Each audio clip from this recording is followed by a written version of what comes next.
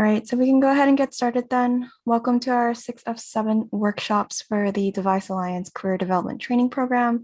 Today we have Robert Friedman, a principal consultant at Azure Group, and Robert has more than 10 years of experience as an engineer in the medtech industry, and we've had him back again from our previous event with Chapman University, looking at job security and job searching strategies.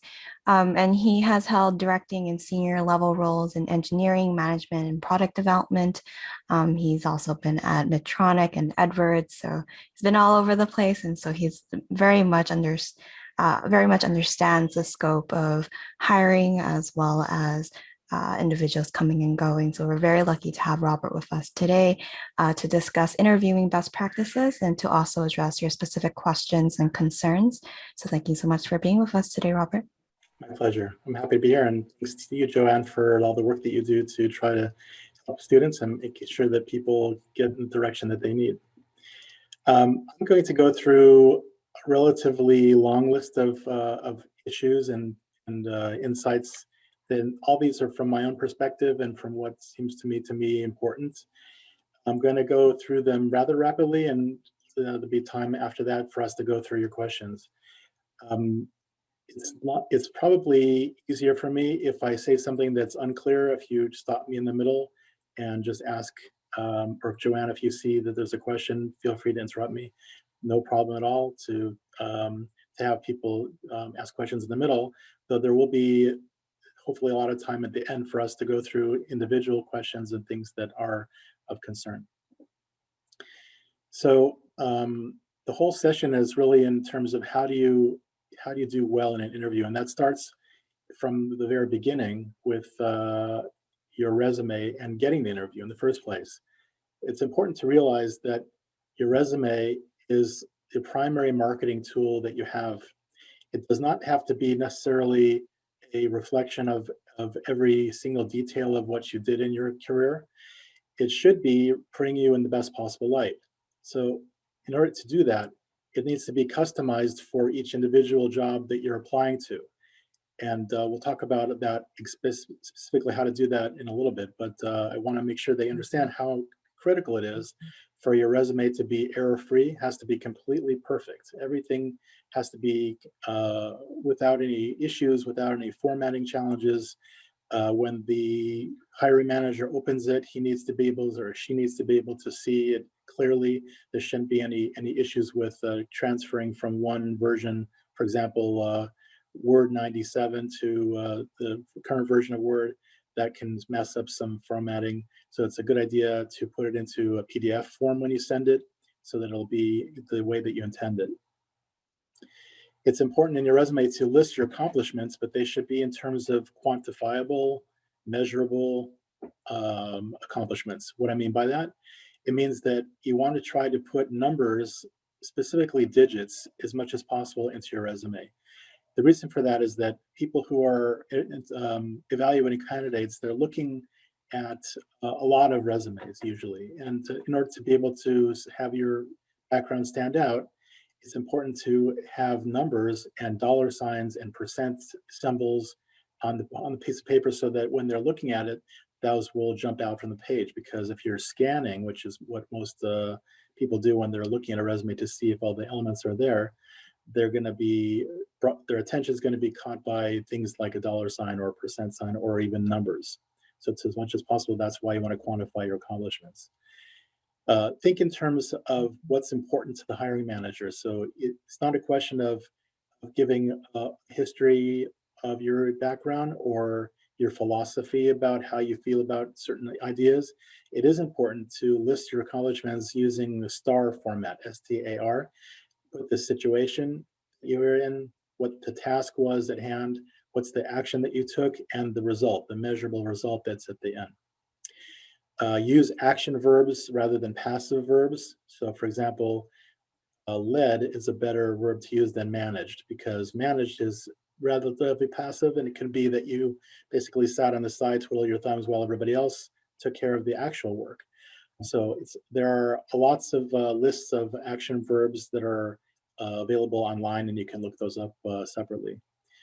I don't know if anybody on our session today is over the age of 40, but if you are, then it's important to include in your resume only the last 10 or 15 years of experience, because you don't want to subject yourself more than necessary to age discrimination, which is unfortunately a reality in our society.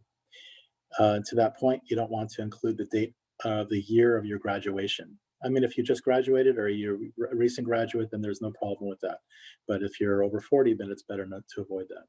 You definitely want to use a cover letter where possible, because it's another opportunity for you to connect directly with the hiring person and convey something personal about yourself that will be able to convey something that's more three-dimensional about you than just the resume. The best format that I've seen for a cover letter involves a short salutation and introduction about how you found the opportunity, or how you found the person's name, and then a two-column matrix. The left-hand column would have the job description and requirements, each one individually listed, and the right-hand column would have your experience that matches that requirement. If you don't have a particular experience in your background that matches a job description requirement, then you would leave that out. You would not include that. Again, this is a marketing tool to help to get you an interview, not to be something that is going to be brought in a court case, for example, where facts and everything that's important. You want to create a list of target companies.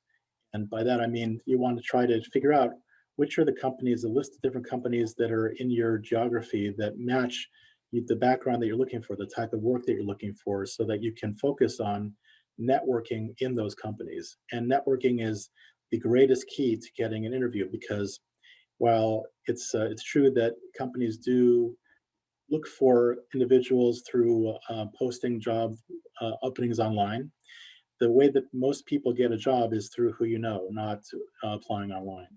Applying online, you're basically putting yourself into a competition with 100 or 1,000 or 10,000 people who are looking for the same position.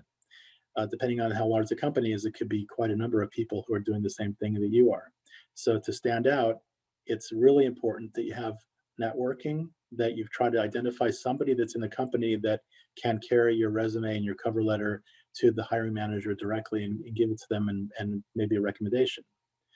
And if you don't know anybody, that's no problem either. You can just create through LinkedIn a list of different people that are in the company and try to reach out to one or two and see if you can interest them. Most companies have a reward program where if they recommend somebody that's hired, then they get a financial benefit from that. So oftentimes you can connect with somebody who is inside the company who would be willing to do that for you. And in the meantime, you establish a rapport with that individual, and they find out you're not a stranger. You can get together with them for coffee and have a nice conversation about how the work goes. Again, the key to getting a job is network, network, network. You have to be able to meet people and learn who people are, and put yourself out there in different scenarios to meet as many people as possible. It's not enough, though, just to meet people. You have to be memorable, because, again, there may be many, many other people who are looking for the same job type that you are. How do you be memorable? The way to do that is to tell a story about yourself that conveys what you're looking for and what you're all about. I mentioned this story in the last session we had. I'll just say it briefly again. That my brother was born deaf, and as a result of growing up with him and the challenges that he had with struggles with hearing aids and how they didn't work for him, I was very frustrated. My family was frustrated. I didn't understand why, if you can fix a broken arm, why can't you cure deafness?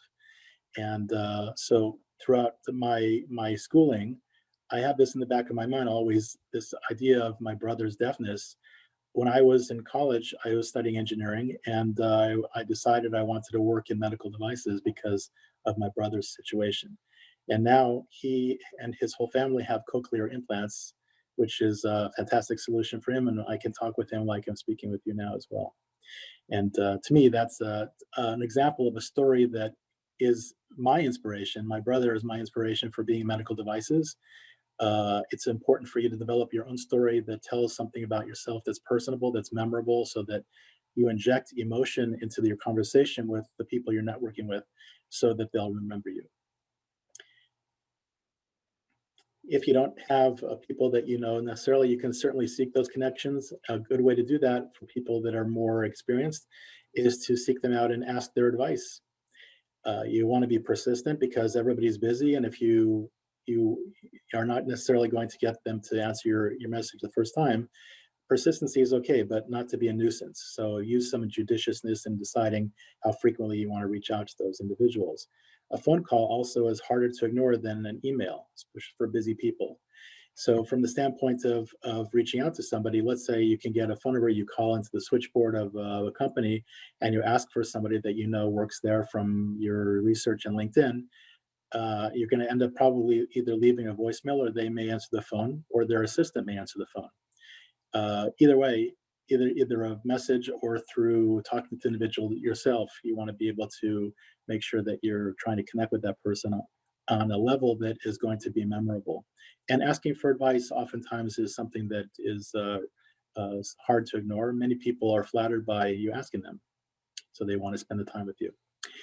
Okay, now preparation for the interview is next. You want to make sure let's say you have the opportunity to interview, make sure you get the exact address of where you're going to go. Last thing you want to do is arrive late. And if you don't have the address, then that's going to be a challenge. You need to know the parking information. So there may be designated places for you to park that are for guests and not for employees, or vice versa. Uh, Make sure you understand the time to commute, and you want to try to arrive 10 to 15 minutes early so that you are for sure going to be sitting in the waiting room plenty of time beforehand so that you're not going to be late. It's important to acquire from your contact, however you're getting the interview information, a list of the interviewers so that you can research them beforehand. You want to research them and research the company. Looking into the company background, their history, their culture, what products and services they provide, any recent news that they have been in, so that you can have information about them that will make it easier for you to have a conversation with those people that you encounter in interviews. Why is that important? Because you're trying to establish a rapport and connection with those individuals from the very beginning. And if you don't have those types of background information about the company, it's going to be much more difficult for you to establish that in a conversational mode.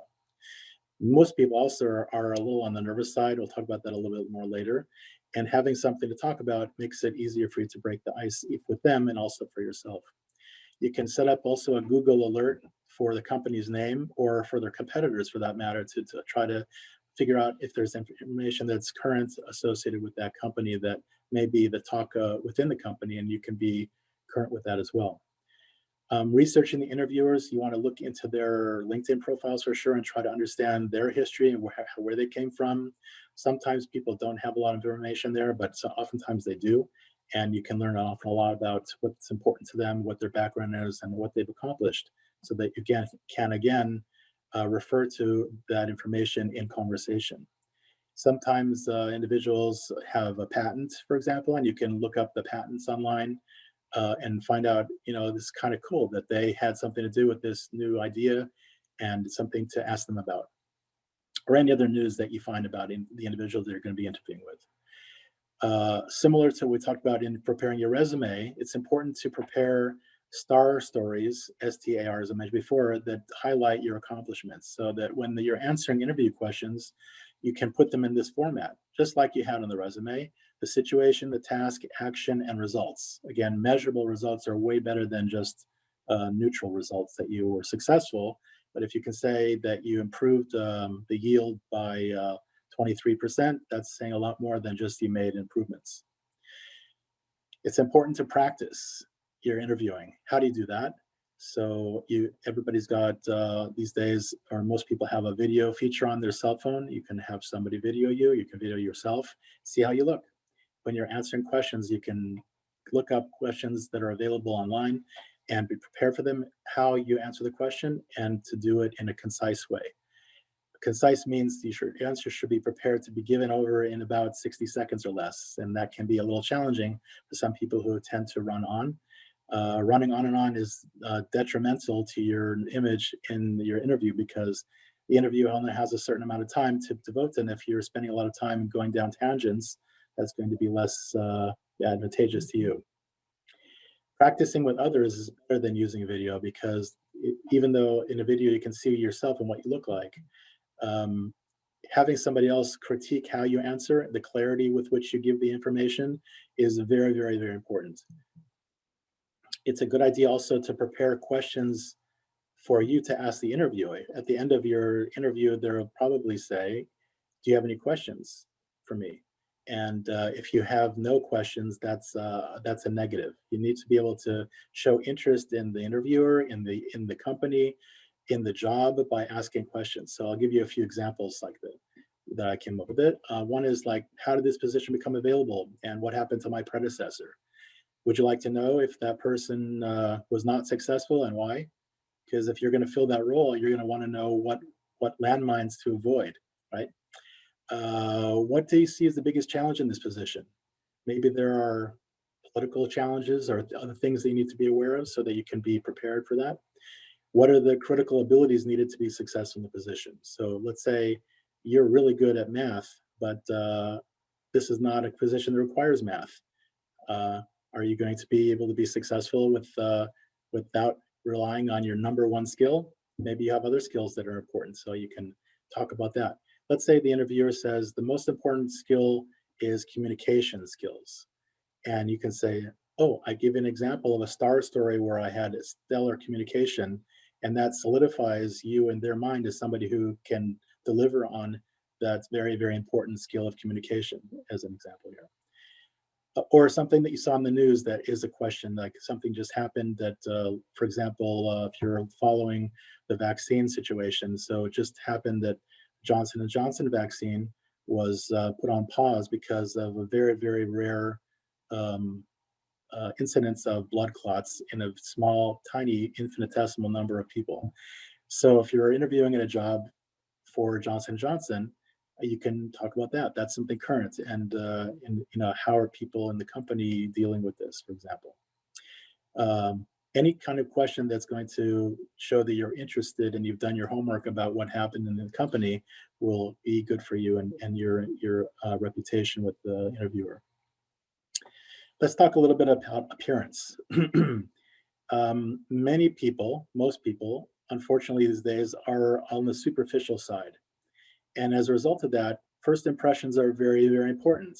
So in order to be able to make sure that your first impression is as good as you can make it, it's important that your clothes and your grooming be pristine.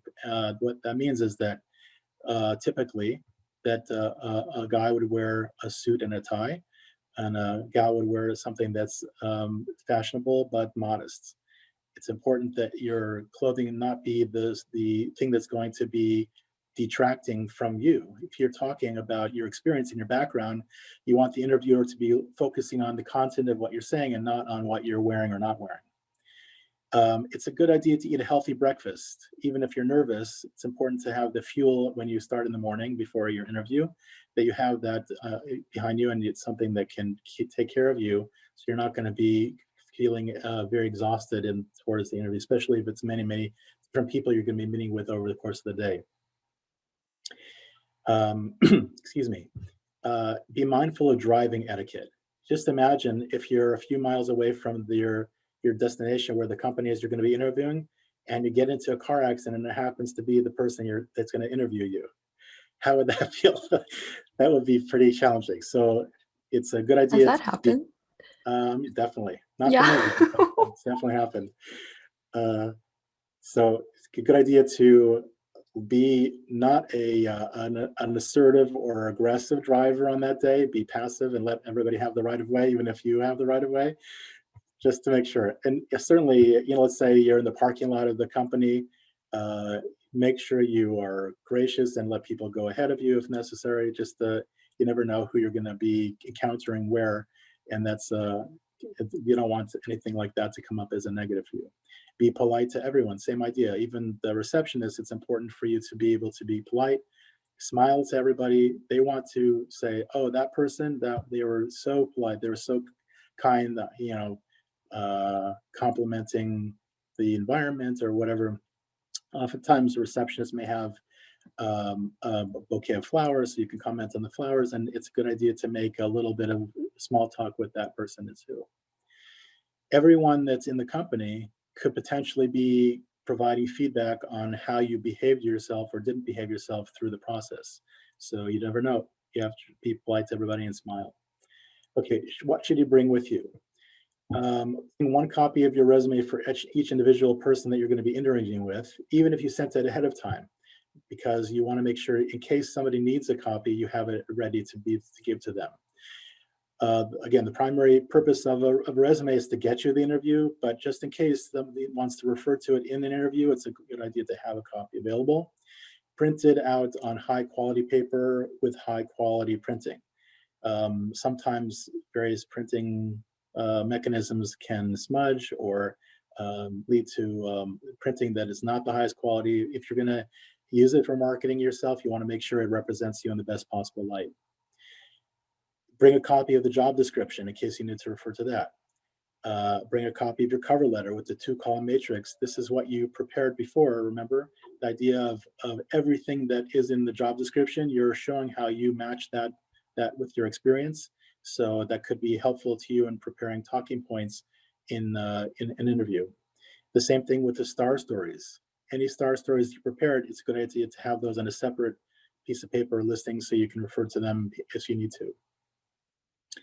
Oftentimes, an interviewer will ask you for references, and it's not as much in vogue these days, but you will probably eventually need to list some references.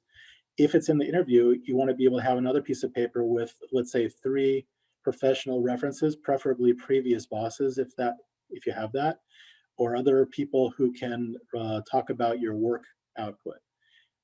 Personal references may be helpful from the standpoint of showing who you are if they care to look into it, but it's nowhere near as important as having professional references.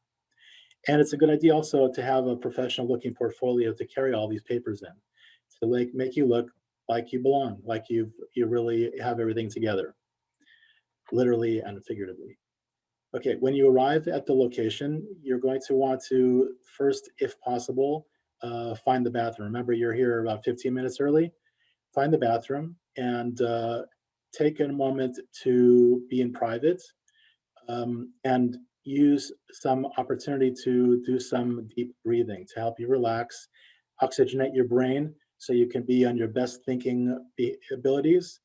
That usually means breathing in through your nose slowly and breathing out through your mouth a few times just to calm yourself down. It's very common to be nervous, and I'll share with you something I learned in a presentation class that I took a while ago. If you think about it, the same physiological response that you have when you're nervous is the same as if you were excited. Nervous is a negative emotion, excited is a positive emotion. So you tell yourself, I'm excited to share what I'm all about. That's a lot more positive for you in your mindset than to say, I feel nervous to yourself. So the breathing helps. Talking to yourself about being excited helps. It helps also right before you're going to leave the bathroom to take what we call a V stance. And that V means like put your arms up in the air, take up as much space as possible, because again, you're trying to prepare yourself in a positive state of mind that you're a good person, a competent person, you have a lot to offer. They ask you to come for the interview because they think that there's potential for you to offer them value. So convince yourself that you're a good person and that you have what to offer. Wash your hands with warm water. That again helps to keep blood flow. And when a person is nervous, they tend to have blood flow restricted in their hands. And if you can use the warm water, that helps restore that and puts you in a good state. Check your appearance one more time. Check your teeth. Make sure there's no spinach there, between your teeth. That could be a negative as well. Okay, when you meet anybody that you're going to be talking with, make sure you give them a firm handshake. Firm means not limp, not crushing. Smile again, make eye contact, and look for something personal that they have around their space that you can comment on, like a picture or a memento, any patents they might have hanging on the wall or awards, etc. It's a good idea from an etiquette standpoint to wait until they ask you to sit down before you sit down. Ask for water. And this is a little challenging sometimes because you're asking something of somebody that you don't know. According to Dale Carnegie, if somebody does something for you, then they automatically feel positive towards you. So if you get them in a state of mind of doing for you, then it puts you on a better footing than if you didn't. So just a nice thing touch to add one more point in your favor. It also helps to have water because if you're talking for a long time, it makes your mouth dry. So it's good to be able to refresh yourself from time to time. And third point about having water is that it can give you an opportunity to think before you answer. So if I stop for a moment and take a drink of water, about 5 seconds or so to collect your thoughts before you continue an answer. Take notes. When you're in the conversation with the interviewer, you want to be able to remember how the conversation went so that later on, when we talk about sending a thank you note, you'll be able to refer to your notes about the things you discussed, and anything meaningful from that conversation you can refer to in your thank you. That's a good way to tie together your conversation and help you be memorable as well. Regarding interview questions, I'd like to suggest a particular book that I found to be really excellent. And this particular author, his name is Martin Yate, Y-A-T-E, and he writes a book called Knock 'em Dead. He actually has a lot of resources that are for the candidate and for the hiring manager that are all excellent. I really highly recommend his material, primarily because his background in the way he prepares people is for what's called a behavioral interview. It's not like what Justin was talking about to give a presentation, but it's more scenarios where the interviewer is trying to judge how you would respond in a certain situation. And he has a whole long list of different ways to answer different types of questions that are all behavioral oriented. I find that to be very, very useful and valuable. I mentioned before the idea of making your answers as concise as you can. That doesn't mean you're giving a one-word answer. You want to elaborate, but not too much. Around a minute is a good amount of time. And being mindful not to run on because you don't want to create in the mind of your interviewer the sense that, oh, time is going by and they're worried more about the time than they are about being able to listen to what you're saying. Let's say the question is a little bit vague. It's a very, very good idea to ask for clarification, and it gives you time to think of an answer. If you're asking to have the interviewer explain more about what they're asking, if they're asking if you want some water, that's not a good time to ask them to clarify that question because that's really simple. But if it's something that's substantive, you want to try to clarify a little bit. There's nothing wrong with that. Where possible, your answer should, if you can make it work this way, should lead to a conversation. Remember that not only are they interviewing you and evaluating you, you're also interviewing them. You want to make sure that you feel that you can fit into this organization and that you belong here with the culture, with the work, with this person who would be your boss. The most common reason why people leave a company is because of their boss. So the boss has probably the most influence on whether you're going to feel successful in your job or not. And if that person comes across in a way which doesn't really rub you the right way, so to speak, so you want to take note of that so you can evaluate. If you have more than one opportunity in front of you, it makes it a little easier for you to make a decision between the two. So making it a conversation helps to uncover more about that person or even the other people that you're talking to. All the interviewers, even if they're not going to be a hiring manager, they're talking maybe about the culture or maybe about the challenges of working in that company. It's a good thing to try to do. Also shows that you're a human being. You're a three-dimensional individual, not just answering questions, yes, no, yes, no. It's a conversation. Before you leave the interview, ask, do you have any specific hesitations about my candidacy?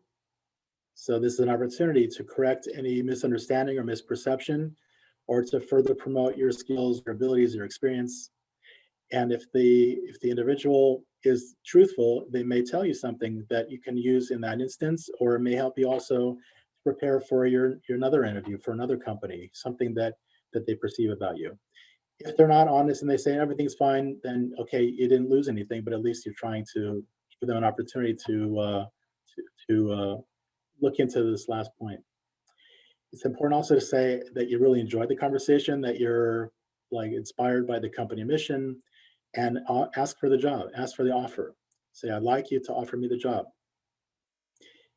remember the idea I mentioned earlier before from Dale Carnegie. There's certain principles that are in play that, generally speaking, in American culture, people do not like to say no. They prefer to say yes. It's easier that way. If you ask for the job, you're putting the person into a position where they have to say no or they have to say yes. But it's not necessarily the case that they would say it at the time. But again, if you are assertive and you say, I'd like you to offer me the job, then they're going to remember that this is something that you really are interested in.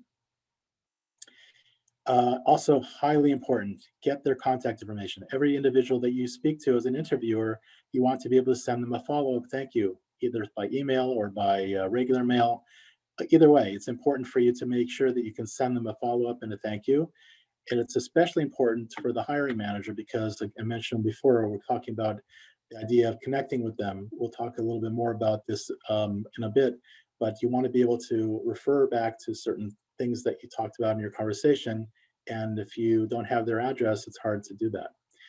I mean, I assume you can get their physical address, and that's one way to do it.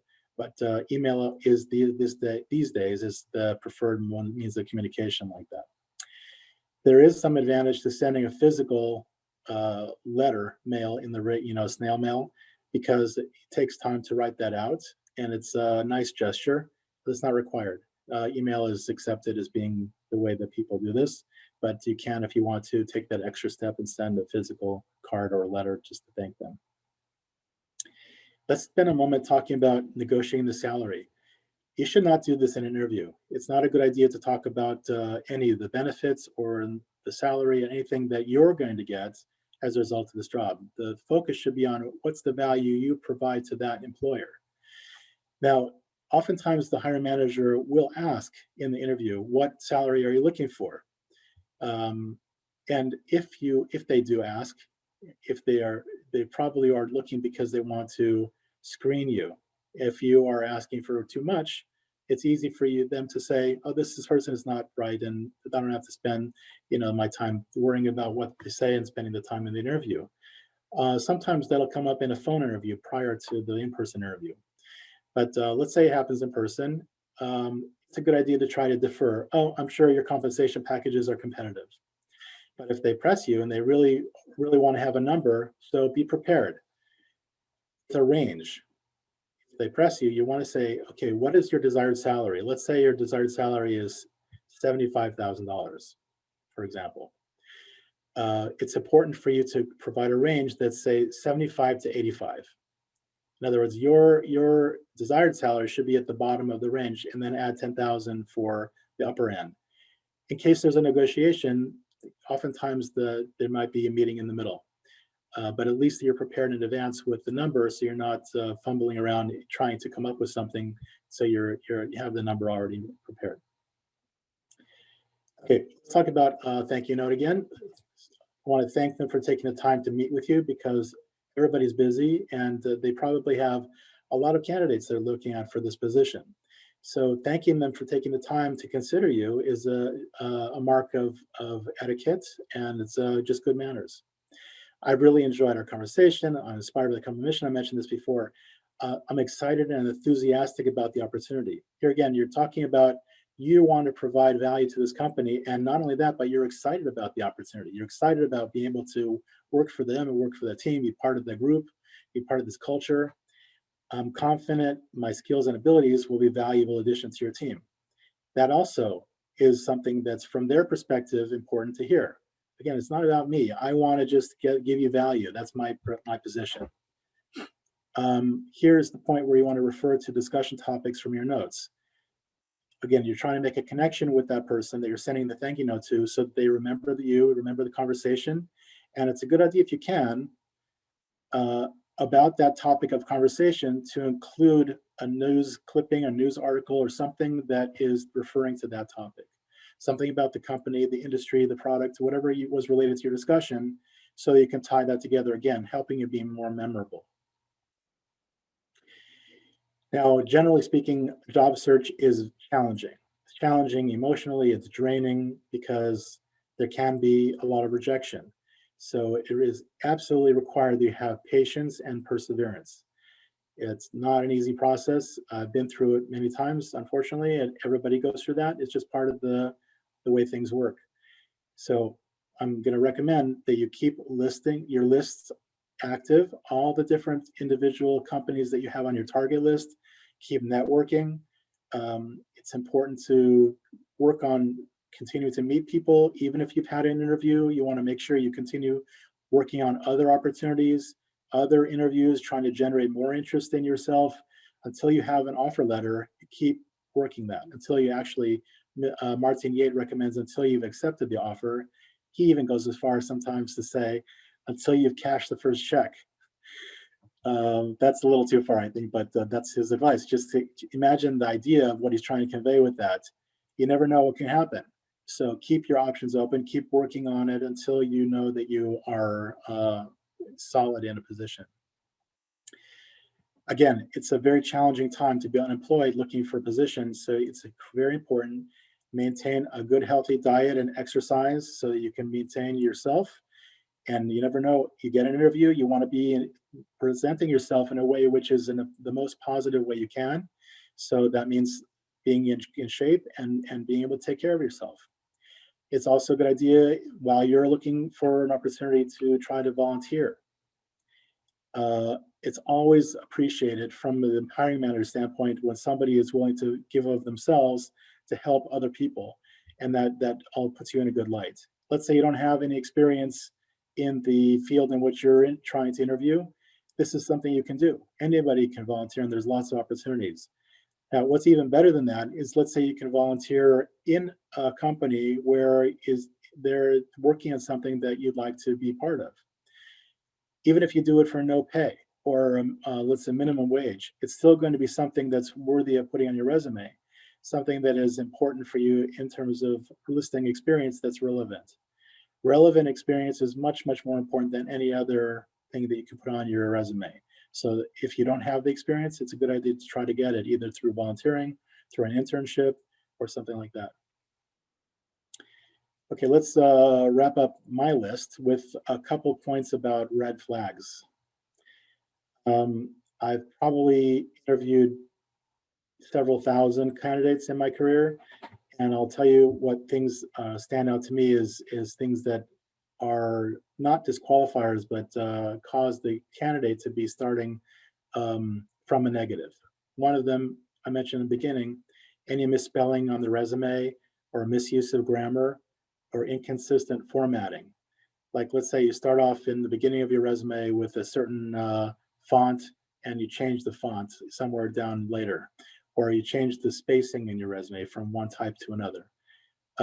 There's a certain type of wording that many people use in their resume, which is to leave out the pronoun I, and that's okay. And that, as long as you're listing information which is written in a clear way, that's fine. It's not a question of following every grammar rule to a T. It's a question of what's going to be the best marketing tool for you. So if you're writing a sentence that says something like, led a team of 16 to accomplish XYZ. So that's fine. You don't have to say I led a team, but make sure that your use of the language is proper, that the tenses are consistent, that again, there's no misspellings. If they have a gap in your work history, that's important to be prepared to explain. Sometimes a hiring manager will say, well, this person was not working for 2 or 3 years in the middle, but there's no explanation as to why. And that might be a disqualifier from that standpoint. If they don't disqualify you and you have the opportunity to be in an interview, be prepared to talk about what did you do during that time. It's a good idea to have some information that you can convey which shows that you use that time productively. Like, let's say you were taking training courses in something that's of value to that hiring manager. And why didn't you put it on your resume? You thought you would only list your work history, just something you can say. So again, but you're using the time where you don't have any work history to talk about something that you did that was productive. Volunteering.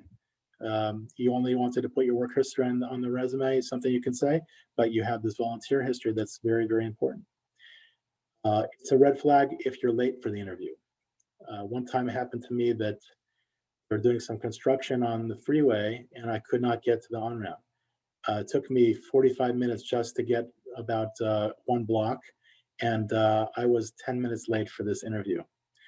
I didn't get the job. I don't know if that's why, but it was a harrowing experience. You just don't want to be in that situation. Please make sure you leave yourself plenty of time. Poor personal grooming is another challenge and red flag. If a person has not showered in a while, that's a problem, because they're going to show up and their other things about them will enter the room before themselves. That's a challenge, if you know what I mean. If a person looks disheveled or they don't look put together, that's potentially putting you in a negative light from the beginning. Bottom line is, it's important to be a three-dimensional person. It's important to be not two-dimensional. What do I mean by that? Human beings are complex. We have deep personalities. We have a rich background. We have a lot of life experiences that all of us have gone through before we come to this interview. And if you are prepared to be representing your whole self, you're going to come across as an authentic, genuine person, and not a facade where you only answer questions that you think that the interviewer wants to hear. And that's going to kind of show through. Be real. If you don't have experience, you can just say, I don't have that experience. And your honesty will stand you in good stead. Okay, that's about 45 minutes. We have roughly 45 minutes left for your questions. Joanne, how would you like to organize this? Yeah, so I do have a couple questions here and then we can just open it up. So Sure. one previously from Eileen, she asked, if you don't know how to answer a question or you don't have relevant experience specific to that question, how do you answer? I know you just gave, give an honest response if you don't have that. You don't have that experience, or Yeah, is there anything else beyond that? yeah, thanks. That's a good question. What I would suggest is to say how you would go about doing what they're asking. Even if you don't have the experience, you can say, but this is how I would approach it if I had the opportunity and I was in that situation. I would do this, this, and this. Does that make sense? Yes, yes. And Okay, then good. there's a second one, or rather, Eileen, is there anything else that you would? Oh, perfect. She said yes, thank you. Um, there's a second one from Erin, and she asks about how potential employers can't, at least in California, I believe, can't legally ask you what you're currently making or what your salary history is.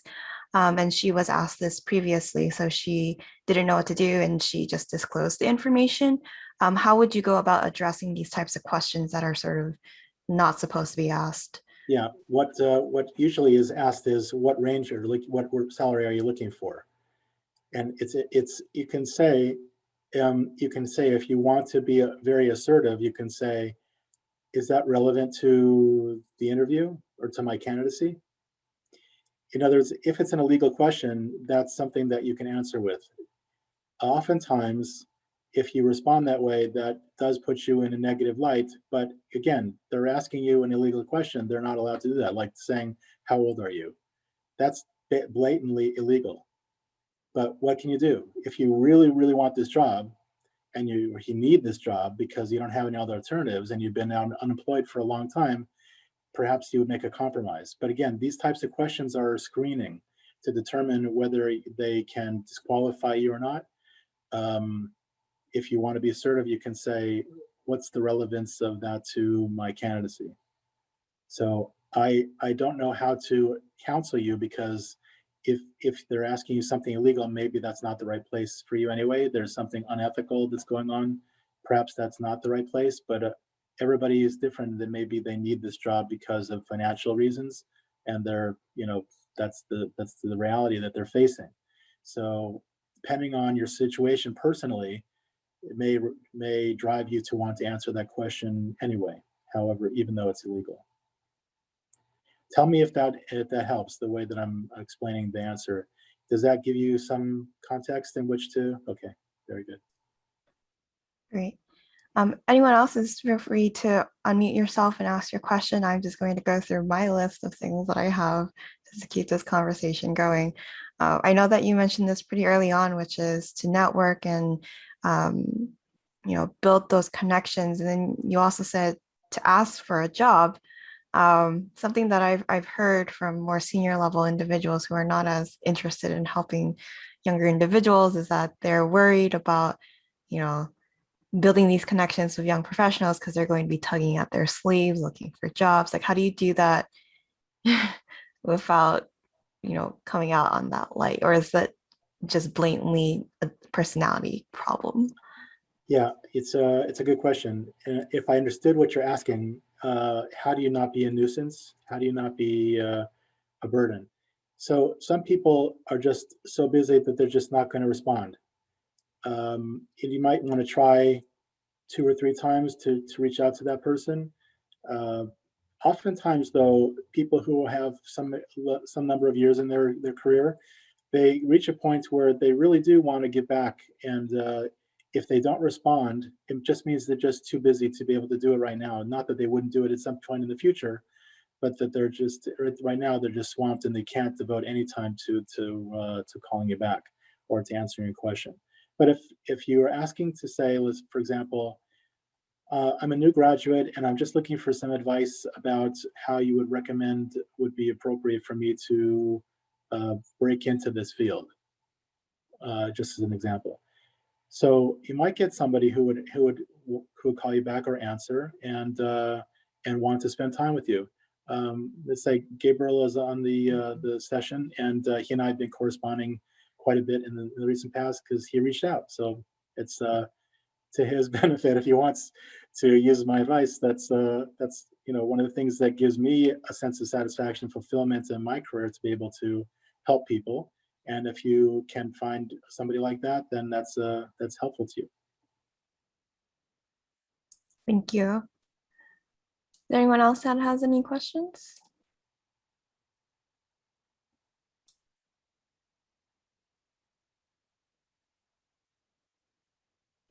I had a question. So in one of my interviews that I had last week, I was asked the question, "What are you proudest of?" And I thought that was a little bit of a difficult question to actually answer. I didn't know whether they wanted to be proud of an achievement, proud of just my work ethic. How would you kind of be able to go about suggesting how to answer that question? Was there any other context with it, or that's the whole question? No, I asked her like, oh, like, so what do you mean? Is it like an accomplishment? And they said, well, just what are you proudest of? So this is an opportunity, questions like this, an opportunity to show that you're a human being. Um, I'll give you an example of a different scenario. Let's say frequently one of the questions that's asked is, what's your greatest weakness? And sometimes those who are giving advice say you should give an answer that is not really a weakness, but turns it into a strength. That's very kind of disingenuous. But here's an opportunity with your question to show you're really a human being. You really have depth. What are you most proud of? What do you feel a sense of pride with that gives you a sense of satisfaction that you can point to and say, this is me. This is what I'm all about. So I would certainly try to answer that in the way that it's asked. Something that from your life, however many years you've been conscious of what it's like to be living, you've got to have something that's you're most proud of, and to answer that authentically shows that the depth of your personality. Yeah, that sounds good. I appreciate it. Aaron asked, what are your best go-to questions when they ask, do you have any questions for me? I know you elaborated on a couple of them previously. Did you have Yeah, any let, more? let me go through those again. It's important to prepare in advance so you're not caught off guard. You're going to have an opportunity almost always to ask questions at the end. So one of the things that I think is important is to ask, how did the position become available? Was there a predecessor, and what happened with them? Like, was there something that this particular hiring manager was dissatisfied with that caused that person to no longer be in the position? Or maybe they left because they're had their own reasons for leaving. Either way, it tells you something about what's going on in the company. It's very hard to learn about the culture of a company unless you're working in it. So to the greatest extent, if you have more than one opportunity to choose from, if you learn something about what's going on, it helps you be able to make the best decision for you in your life. So if you try to understand, is there some kind of a toxic environment there that caused this person to leave? Maybe it was about them. You're not going to get 100% truthful answer that gives you the entire picture, Is this just not realistic? But you get some inkling of what's going on that helps you be able to understand what's happening behind the closed doors in that company. Another one is what are the critical abilities that will help me be successful in the position? If you ask in terms of yourself, for me to be successful, then they start to think about you in the position. It also helps to clarify what you can highlight from your background to demonstrate, hopefully with star stories that demonstrate those critical abilities, so you have another opportunity to solidify that you're the best candidate for this position. Let me just clarify one other thing. In the interview, you want to get an offer, regardless of whether you think the company is worth working for or not, regardless of if the hiring manager is somebody that you would say, gee, I really don't want to work for this person. You really do want to get an offer. Why is that? Because once you have an offer, you become more valuable to other companies. You have the opportunity to say, well, you just received an offer from this other company, and if they want to interview you, you only have a certain number of days left before you are going to have to make a decision on the first offer, and that right away makes you more valuable to the second one.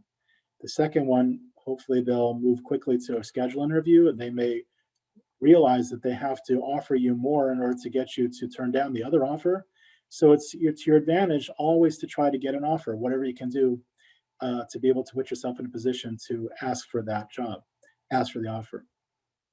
So talking about or asking about the critical abilities that are needed to be successful helps to sell you as the ideal candidate, because you have, again, another opportunity to sell yourself as the ideal candidate and why they should offer you the position. And I mentioned also about if you had done some research about the company prior to your interview and you have found something in the news that's current or relatively current, that's a good idea to ask about that. For example, let's say they just had a product launch in the last couple months. So you could say, how's that going? Are there challenges with that, or do you find that the sales are matching the projected growth of that product line? And it's just another way to show that you've done your homework, you know about what's going on in the company, and you're not just a two-dimensional question answerer. You have depth and you really care about this company. You put the effort into doing the research. One more point I just want to mention about being two-dimensional.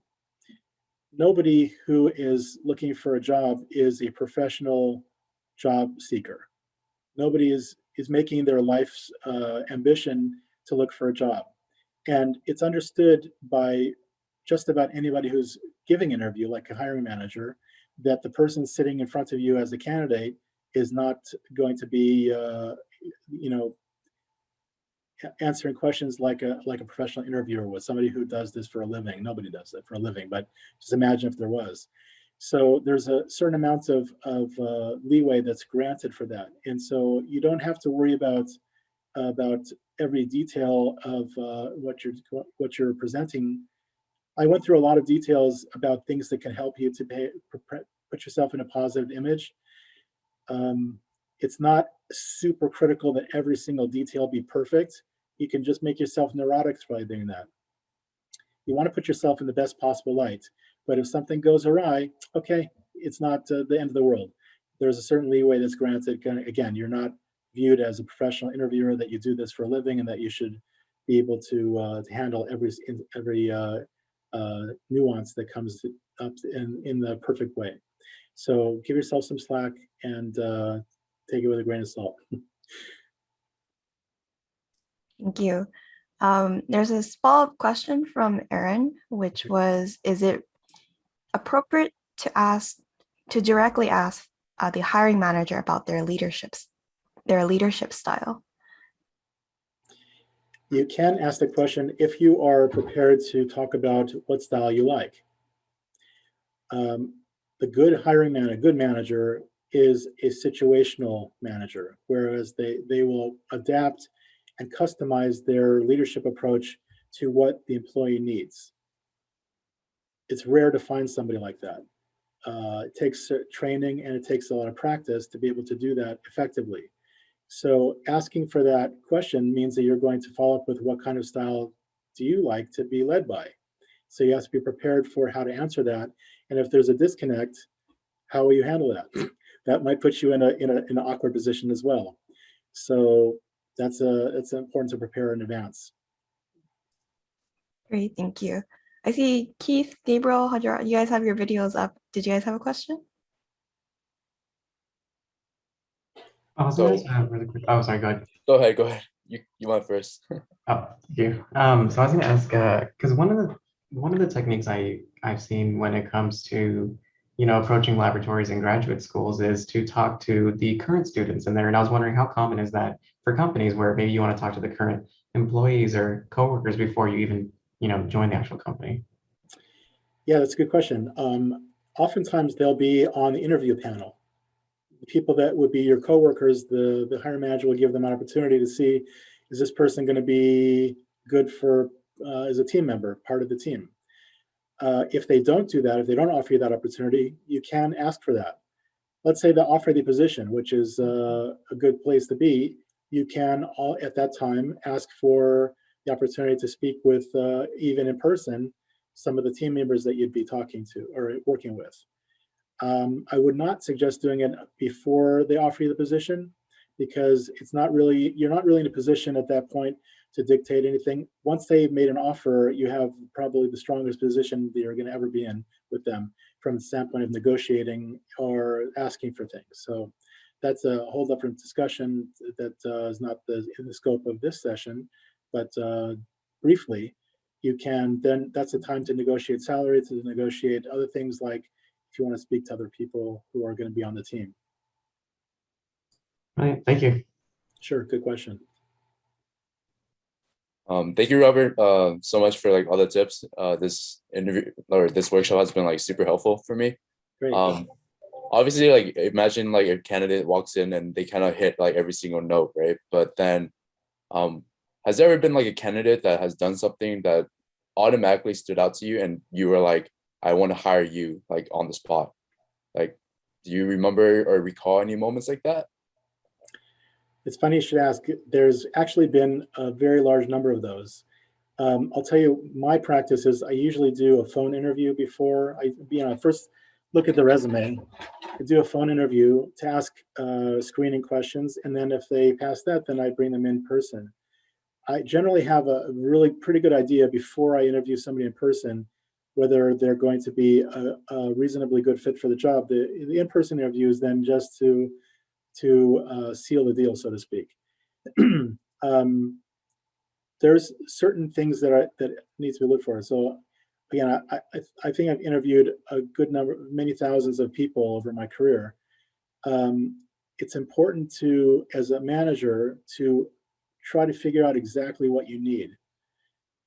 There's a lot of different aspects, and it's not one size fits all. So for a particular team, you may need a certain type of personnel. Let's say you have, 95% of your team are fact finder introverts. You may need, in order to balance that, you may need to have somebody who's not like that.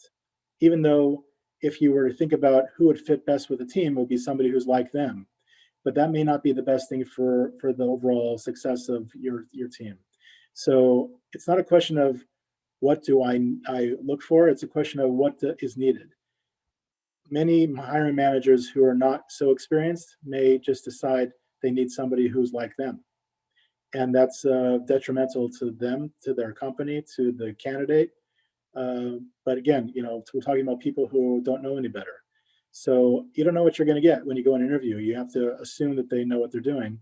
And so to answer your question, it's happened many times that I felt that a particular individual is really good for the position because I already talked to them, already know about their background. Maybe I've talked to other people who have worked with them previously. So I have a pretty good idea of who they are before I meet them in person. Thank you. Sure. Hello, Robert. So I actually have a question. So I was in an interview. Oh, sorry, it's Juana Garcia. Okay, can't see you, so. Oh, Go I'm ahead. sorry. I'm driving passenger right now. But No anyway, so problem. I was in an interview where they gave me a rhetorical question. So now I felt when I was answering the question, my answers were not, I would say, good enough for the interviewer. And I got to a point where I was feeling a bit frustrated on my end, but I wasn't showing it. But I just felt like it was kind of just like a back and forth with him. So at this point, how would you suggest, if I'm in that position again, how would you suggest I handle it? Should I have stopped it at a certain point? Should I just kept it going? Like, what should I do? Can you tell me what the rhetorical question was? Yes. This was for a consultant role, but it wasn't. So he was pretty much asking me like, oh, what would you do if you were a manager and you had a team of 8 and only 2 people were doing all the work? Are you going to, give only the 2 people a raise? And so how would the 8 other people feel? And I was like, I honestly didn't know how to answer that. So I kind of just gave my first answer. And then it was more like he was playing devil's advocate with that answer. Yeah. So hypothetical questions are always a challenge because he or she is trying to determine from the way you answer something about your personality, your behavior, how you would respond in a certain situation. So the best thing to do is to try to be as honest and forthright as you can about trying to answer the way that you feel is appropriate for you and how you see the situation. In that specific situation, there's a certain inequity that is being described. And if you want to generalize on that point, the inequity associated with it, that 2 people are doing all the work and the other are not. So there has to be some consequences. Otherwise, it would seem that it's not fair. In other words, there's theoretically 8 pieces of work, and all the 8 pieces of work are being done by 2 of the people. So that's inordinate amount of work for 2 people instead of the way it should have been, which is having an eighth of the work. You have a quarter of the work, if I mathed it correctly. So from that standpoint, you can talk about the inequity. If it's a question of reward, then you can say that it just seems fair that the people who are doing the work should get the reward and the recognition. Okay, Tell me thank you so much. if I've answered your question. You did, yes. Thank you, yes. Great. What else? There's a question from Eliza. So you brought up the question of what is one of your weaknesses, and you typically people would respond with not a true weakness. So is it better to not do an honest answer or to actually do it's not an actual weakness and you can turn it into a strength? Yeah, I think it's disingenuous to try to turn it into a strength, but I'll give you a different way to look at it. What is something that is a true weakness? And how have you worked on overcoming that? I'll give you an example from my own history. When I was a young engineer, I was very trusting of people, and it caused me to make a mistake in trusting a supplier that they were going to keep their word. It wasn't in writing, but they promised me that they would guarantee a certain piece of equipment for a certain amount of time, and they broke that promise when the equipment failed. And when I called them on it, they said, I never promised you that. So I learned my lesson, even though I still would like to trust people, but I do get things in writing now. So is that a weakness? I want to trust people. I want to be able to work with people in the sense of trust and fairness, honesty. Excuse me. But what did I do to overcome that? What have I worked on? Have worked on myself to be able to not have that mistake occur to any other subsequent employer. Do you hear the difference? So it sounds like you're taking, a situation, again, the STAR method. What's the situation? What sort of actions you took, how you then repaired it, and how that will affect you in the future. But still, Exactly. it like the key, I suppose, is Is it a true weakness? Yes, it can be, but it also is very beneficial to have that type of personality. Yeah, and it's also presents you as three-dimensional human being. Everybody has weaknesses. There's no such thing as a perfect individual. And no matter how you prepare for an interview, you're not going to be able to answer every single question the way that they would like you to. It's not practical to expect that of yourself. So there's going to be some disconnect. Is it going to be 1% or is it going to be 50%? So this kind of question is meant to try to determine where are the things that you feel are potentially things that could be detrimental in your background or your history, your experience, that may not serve you in the best possible light. And the last thing that the hiring manager wants is for you to be dishonest about that. If you're honest about, I have a weakness, it has caused damage to my previous employer, where they purchased the equipment and I trusted that supplier. Okay, that was a weakness at that time, and I've worked very hard to overcome that, to put it into the right context where I do trust people, but I also get things in writing. So, is that a current weakness? Maybe not. Maybe it's a past weakness. So let me try to give you some context for a current situation. I mentioned before that it's generally culturally hard for us to say no. So if I say that's a weakness of mine, I don't easily say no. I want to be able to be agreeable and say yes. And sometimes that can get me into trouble where I end up agreeing to do more than is reasonable, taking on more. So is that a weakness? Or am I flipping that into a strength dishonestly? I'm not sure. That's, I think, to me, somewhat authentic.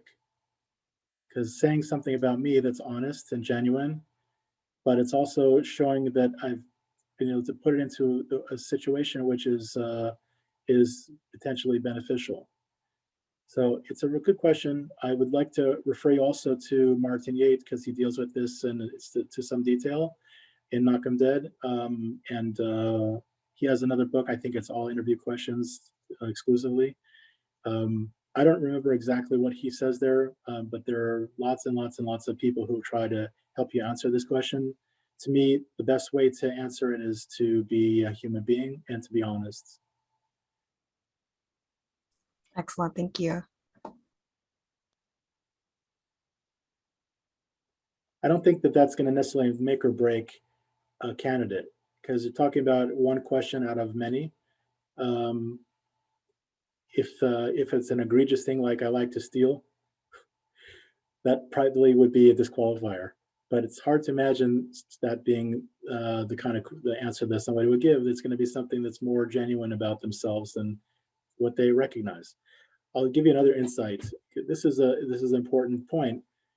When a person is talking about themselves, if they can honestly and forthrightly recognize that they have something that's not yet perfected in their personality, I think that's a plus. Everybody recognizes that there's no such thing as perfection, but when are we talking about? Are you working on it? What are you doing to be able to mitigate that? And if you can represent that in a genuine way, I think that says a lot about you. Thank you. Does anyone else have any other questions? I had a quick question about the Sorry, what's your name? Gabriel. Oh, can't see your face. Hi, right here. Okay. You talked about how the one of the main goals from the interview was to get an offer, and I didn't quite catch the make them make a decision part. Right. So I'm advocating the idea that you want to get an offer from as many companies as you can in the same time frame. Not always works out that way, usually not. But if you can, let's say you have 2 or 3 offers within the space of a few days, then you have the opportunity to pick and choose which one you like best, or you have the opportunity to negotiate with each one based on having the other ones. So it gives you a little more negotiating backing to be able to convey to this to one that you have an offer from another company. Does that make sense? Yes, yes. Thank you, Mr. Friedman. Sure. So this is something that you would say directly at the closing of the interview. Like you would say, I'd like you to offer me this position or this job. Wouldn't that scare you if they like tell you that they'll follow up with you afterwards? Generally, how would people like react to that? Because from what I've had in my experience is that they usually take like 1 to 2 days or like a week to kind of follow up with you. Yeah, that's a good question. And I am sorry that I didn't clarify that before. What I was trying to say is that I don't, we don't expect them to just hand you an offer letter while you're sitting there just because you asked for it. The point is that for you to be assertive and say, I'd like you to offer me the position, it puts you in a position of being memorable and that you are really excited about the opportunity. And that's why you'd like them to offer you the position, so that when they think about all the candidates that they've interviewed, you stand out as being somebody who really wants the job because you asked for it. The other people didn't ask for the job. You asked for the job. So you really want the job. You're really enthusiastic about this opportunity. So that puts you in a more positive light than your competitors. Does that make sense? Okay. There's a question from Fiona. How would you deal with appearing nervous during an interview? Should I address it, or should she address it and she's not sure how noticeable it is? Yeah, it's almost always much, much more noticeable to the individual than the people who are watching. What I'd suggest is if you feel like, let's say you're shaking, let's say you go to take a drink of water and you're shaking like this, and you see that you're shaking. So what I would suggest is say, I'm just so excited to be here to share with what, my background. So remember we said excited is the same physiological response as nervous, but it's a positive. And you come across as being, you put it on the table, you recognize that this happened and they saw it, but you're being real. So I'm just so excited to be here. And that just like breaks all the ice and you can relax because it's out there. It's not like you're trying to hide that you are shaking. This is part of the reason why I'm recommending when you arrive at the location, you spend a few moments in the restroom, breathing hot water, warm water, the V stance, and just psych yourself up. But you're excited to share with these people what you have to offer. Just tell yourself you really want to share because you have done some great things. You have a lot to be proud of. You've done amazing things in school. You've been able to meet many, many different people and be successful in many different scenarios. Even somebody who's an introverted personality has accomplished a tremendous amount in their lifetime. Whether it is the kind of thing that is graded in a company as being something that they give bonuses for, that's not what I'm talking about. You have a lot in your life to be proud of. You have a lot of people that you've made proud. You have a lot of people who you've done things for that appreciate that you're here in this world, that you've done things for, and you have a lot of things to look back on and feel good about. And so now you're offering yourself to this company to provide value to them. So it's an opportunity to share your excitement about who you are, that you're a real person. And I'll tell you at the end of the day, if they don't choose you, it's not the right place for you anyway. You go to the next opportunity. Thank you. Anyone else before we wrap up?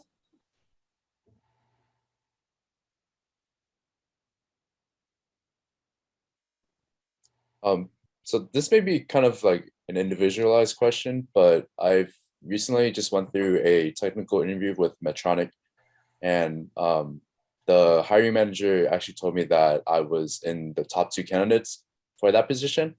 However, the other candidate did perform better than me on the technical assessment, and she mentioned that she would still stay in touch and that I should still continue to review the material to pass the technical exam.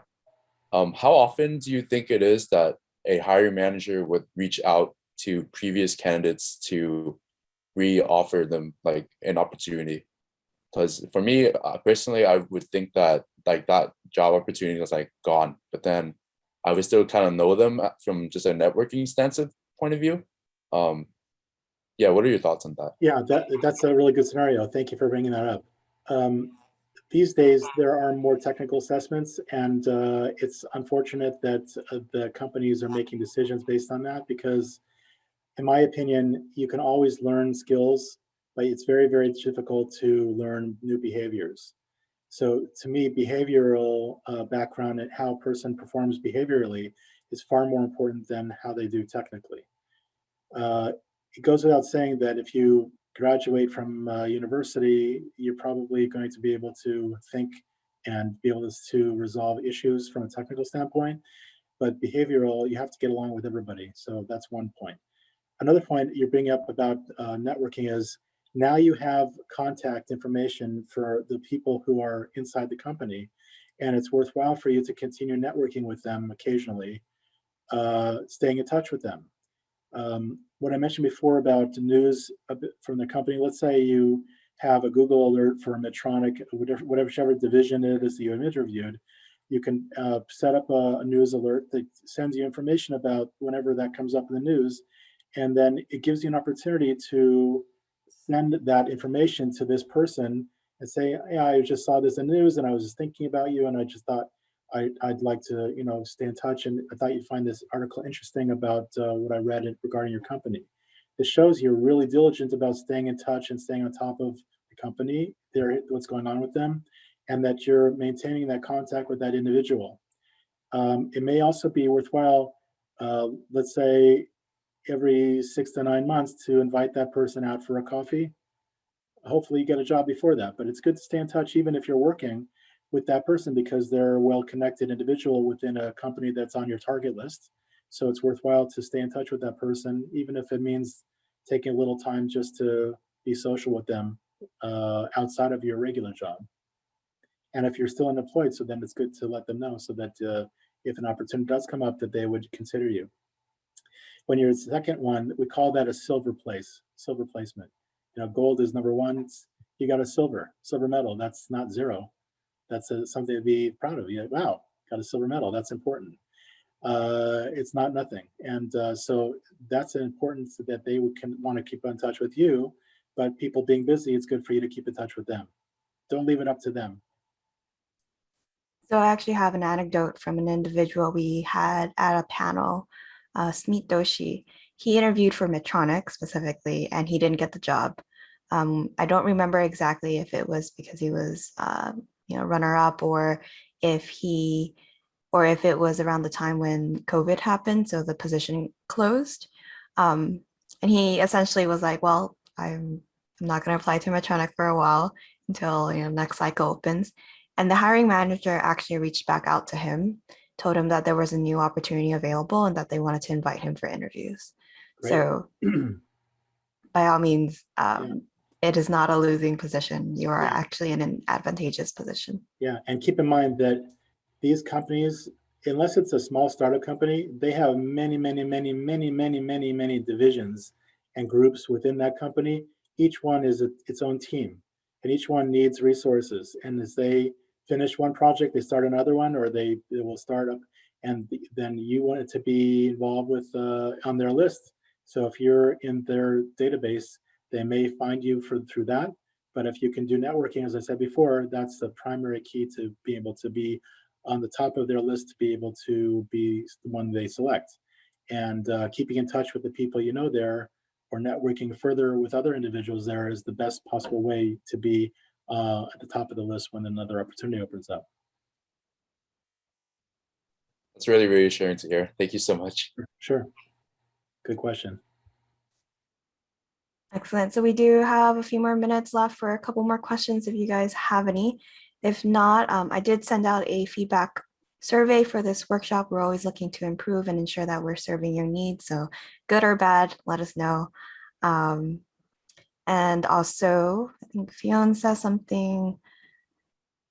This isn't a question, but I just remembered the conversation earlier about the request Justin received to prepare a presentation for an interview. Just wanted to share that I was also, you were also asked for a presentation for an internship position, there could be a new format for Zoom interviews. Oh, interesting. Is that something that you're doing now, Robert, or is all your meetings still? We're not doing presentations because that's not the kind of role that we're looking at. But we do. We're starting to do what we call a case interview, whereas it's not a question and answer for an hour and a half. It's where you are given a scenario that has some depth and complexity to it, and you have to solve a problem as if I'm the customer and you're the employee, and you have to help me with my problem that has a lot of depth to it. So it's how do you solve problems under pressure? How do you think on your feet? And it's challenging, but it's not like you have to get all the answers right. It's a question of how do you think? How do you approach a problem so that we can see what is the way that your brain works, and what types of skills do you bring to bear to be able to address challenges like that?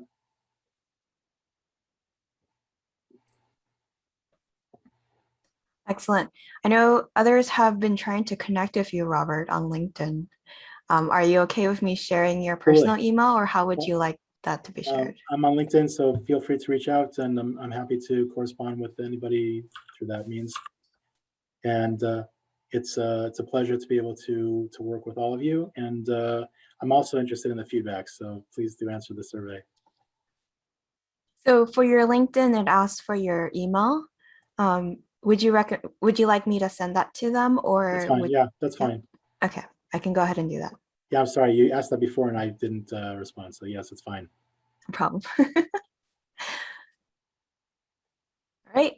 Well, if there are no other questions, we can stay back for a couple more minutes as it gets to 1:30. Otherwise, thank you all for joining us today. And thank you, Robert, for giving us the insights. I love that you started from the very top of like what to do and how to ensure that your day goes well, down to the nuances of going to the bathroom and ensuring that you are not nervous, or at least to get some of that nervousness out. So thank you so much, Robert. It's my pleasure. I really do appreciate the opportunity to give back to the community, and I thank you, Joanne, and DeviceAlliance, and everything that you do. It's a pleasure to collaborate with you.